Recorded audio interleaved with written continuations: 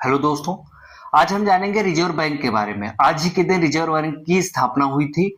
भारतीय reserve bank की स्थापना भारतीय रिजर्व बैंक अधिनियम 1934 के प्रावधानों के अनुसार 1 अप्रैल 1935 को हुई थी। आरबीआई के केंद्रीय कार्यालय प्रारंभ में कोलकाता में स्थापित था, जो बाद में स्थानांतरित करके वर्ष 1937 में स्थायी रूप से मुंबई में स्थानांतरित कर दिया गया।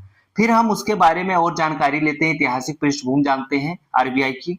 1926 में royal commission of Indian currency and finance ने एक केंद्रीय बैंक की स्थापना की सिफारिश की थी। इसी कमीशन के सिफारिश के अनुसार आरबीआई के गठन वर्ष 1934 में भारतीय रिजर्व बैंक अधिनियम 1934 पारित किया गया, जिसके तहत 1 अप्रैल 1935 को आरबीआई की स्थापना हुई।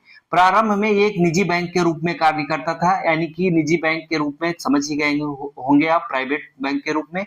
लेकिन 1 जनवरी 1949 को इसका राष्ट्रीयकरण कर इसे भारत सरकार ने पूर्ण स्वामित्व अपने अधिकार में ले लिया। इसका जो आरबीआई के प्रमुख कार्य को हम समझते हैं, इनका क्या है। मौद्रिक नीति यानी कि मॉनेटरी पॉलिसी पर नियंत्रण, ये मौद्रिक नीति, बैंकों का नियमन और परीक्षण, मुद्रा यानी करेंसी जारी करने। करेंसी कौन जारी करता है? पहले भारत सरकार जारी करती थी, लेकिन जब से आरबीआई को ये नियंत्रण दिया गया तब से आरबीआई करेंसी को जारी करती है, ये पता होना चाहिए।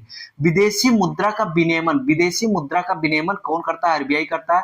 वित्तीय स्थिरता बनाए रखना, सरकारी ऋण प्रबंध करना, मैनेजमेंट करना इनकी जिम्मेदारी। पेमेंट और सेटलमेंट सिस्टम का विकास करना। आरबीआई के मुख्य संगठनात्मक संरचना के बारे में जानेंगे। केंद्रीय निवेशक बोर्ड आरबीआई का सर्वोच्च निकाय, जिसमें 1 गवर्नर, 4 डिप्टी गवर्नर, 10 सरकारी नामित निदेशक, 2 सरकारी अधिकारी यानी कि वित्त मंत्रालय से होते हैं और 4 स्थानीय बोर्ड के प्रतिनिधि शामिल होते हैं। कार्यकारी नेतृत्व 1 गवर्नर, मुख्य कार्यकारी अधिकारी और 4 डिप्टी गवर्नर, जो मौद्रिक नीति और वित्तीय पर्यवेक्षण और अन्य विभागों का नेतृत्व करते हैं। विभाग 30 विभाग, विशिष्ट विभाग जैसे मौद्रिक नीति विभाग, मुद्रा प्रबंधन विभाग, विनियमन विभाग और वित्तीय स्थिरता। प्रमुख समितियां: मौद्रिक नीति समिति, वित्तीय पर्यवेक्षण बोर्ड, भुगतान नियमन बोर्ड, सहायक संस्थाएं एवं प्रशिक्षण, DICGC, फिर BRBNMPL, आरबीआई एकेडमी और कृषि बैंकिंग महाविद्यालय CAB।